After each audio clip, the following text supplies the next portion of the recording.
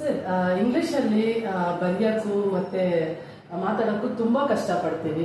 ಅದನ್ನ ನೀವು ಹೇಗೆ ಈಸಿಯಾಗಿ ಹೇಳ್ಕೊಡ್ತೀರಾ? ಇದರಲ್ಲಿ ಪ್ರಾಬ್ಲಮ್ ಏನಂದ್ರೆ, ನೀವು ಕಲಿಯೋ ಪದ್ಧತಿಯಲ್ಲಿ ಇದೆ ಅಲ್ಲ. ನೀವು ಕಲಿಯೋ ಪದ್ಧತಿ ಸರಿಯಾಗಿದ್ರೆ ಎಲ್ಲ ಸರಿಯಾಗಿ ಸಲೀಸಾಗಿ ಬಂದ್ಬಿಡುತ್ತೆ, ಸರಿಯಾಗಿ ಕಲಿಯೋಕ್ಕಾಗತ್ತೆ. ಅದು ನಾವು ಮಾಡೋದೇನೆಂದ್ರೆ, ನಮ್ಮ ಪದ್ಧತಿ ಇದೆ, ಗ್ರಾಮರ್ ಅದೆಲ್ಲ ಆಚೆ ಇಟ್ಬಿಟ್ಟು ನಿಮ್ಗೆ ಯಾವ ಸಂದರ್ಭದಲ್ಲಿ ಯಾವ ತರ ಸೆಂಟೆನ್ಸ್ ಹೇಳಬೇಕು, ಅದು ಯಾವ ತರ ಸೆಂಟೆನ್ಸ್ ಮಾಡಬೇಕು, ಈ ಎರಡು ಹೇಳ್ಕೊಡ್ತೀವಿ.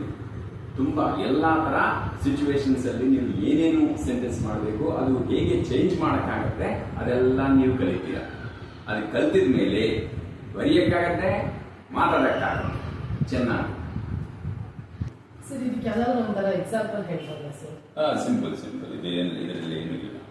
ಇದು ನಾವು ಫಸ್ಟ್ ಯಾವುದೋ ಒಂದು ಬಗ್ಗೆ ಇದು ಏನು, ಇವರು ಯಾರು ಅಂತ ಹೇಳಬೇಕು. ಅಂದ್ರೆ ಏನು ಯಾರು ಈ ಎರಡು ಕಲ್ತಿದ್ರೆ ನಿಮ್ಗೆ ಅರ್ಥ ಆಗತ್ತೆ, ಎಷ್ಟು ಸಲೀಸಾಗಿ ಮಾಡ್ಬೋದು. ಈಗ ಒಂದು ಮೊಬೈಲ್ ಇದೆ, ಮೊಬೈಲ್ ಬಗ್ಗೆ ಮಾತಾಡಬೇಕು. ಇದು ಮೊಬೈಲು ಅಂತ ಹೇಳೋದು ಕನ್ನಡದಲ್ಲಿ ನಿಮಗೆ ಸಲೀಸಾಗಿದೆ. ಇದು ಮೊಬೈಲ್, ಎರಡೇ ವರ್ಡ್ಸ್ ಇವೆ, ಇದು ಮೊಬೈಲ್.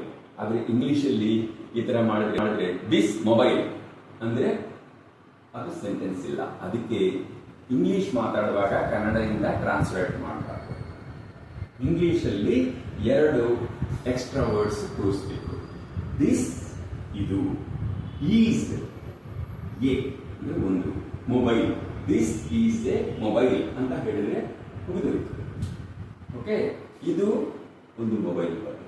ಈಗ you are a executive, you are a executive, you ಅಂತ ಹೇಳಿದೆ, ಆರ್ ಬಂದಿದೆ ಅಂದ್ರೆ ಯು ಅಂತ ಹೇಳುವಾಗ ಆರ್ ಬಂದಿದೆ. She is A doctor. ಈಗ ಏನ್ ಮಾಡಿದ್ವಿ, ಈಸ್ ಎ ಹಾಗೆ ಇಟ್ಟಿದ್ವಿ, ಶಿ ಈಸ್ ಎ ಡಾಕ್ಟರ್. ಈಗ ನನ್ನ ಬಗ್ಗೆ ಮಾತಾಡುವಾಗ ಐ ಆಮ್ ಎ ಟೀಚರ್ ಅಂತ ಹೇಳಿ, ಐ ಏನ್ ಮಾಡಿದ್ವಿ, ಆಮ್. ಇದರಲ್ಲಿ ಫಸ್ಟ್ ಐ ಬಗ್ಗೆ ಮಾತಾಡಿದ್ರೆ ಯಾಮ್ ಅಂತ ಒಂದು ತರಬೇಕು. ಅದೇ ಯು ಬಗ್ಗೆ ಮಾತಾಡಿದ್ರೆ ಯು ಅಂತ ಯಾವಾಗಲಾದ್ರೂ ಯೂಸ್ ಮಾಡಿದ್ರೆ ಆರ್. ಆಮೇಲೆ children are there, children are there, children are ಜೋಡಿಸಿದ್ವಿ, ದೇರ್ ಅಂತ ಹೇಳಿದ್ವಿ, ಅಲ್ಲಿದ್ದಾರೆ ಮಕ್ಕಳ, ಅಲ್ಲಿದ್ದಾರೆ ಕನ್ನಡದಲ್ಲಿ.